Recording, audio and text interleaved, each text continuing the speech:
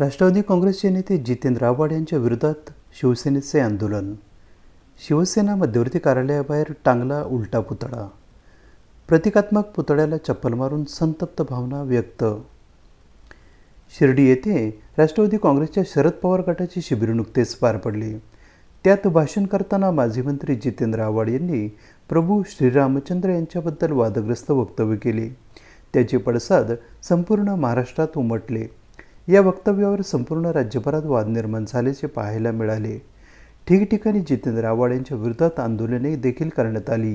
प्रभू रामचंद्र यांच्या पदस्पर्शाने पावन झालेल्या नाशिकमध्ये देखील शिवसेना शिंदे गटाच्या वतीने मायको सर्कल येथील जिल्हा कार्यालयासमोर जितेंद्र आव्हाड यांचा तीव्र शब्दात निषेध व्यक्त करण्यात आला. घोषणाबाजी करण्यात आली. त्याचप्रमाणे जितेंद्र आव्हाड यांच्या प्रतिकात्मक पुतळ्याला उलटे लटकवून निषेध व्यक्त करण्यात आला. आव्हाड यांच्या प्रतिकात्मक पुतळ्याला जोडे मारत आंदोलन देखील करण्यात आले.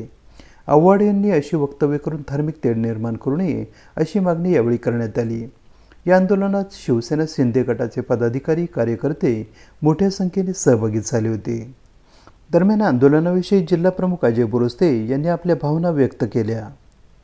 या जितेंद्र आव्हाडच्या विरोधात हे आज प्रतिकात्मक आंदोलन आहे. आपण बघितलं आहे की त्यांच्या पुतळ्याला इथं शिवसेना भवनच्या समोर उलटं टांगलं आहे. परंतु खऱ्या अर्थानं दगडांनी ठेचलं पाहिजे अशी व्यक्तिमत्व आहे.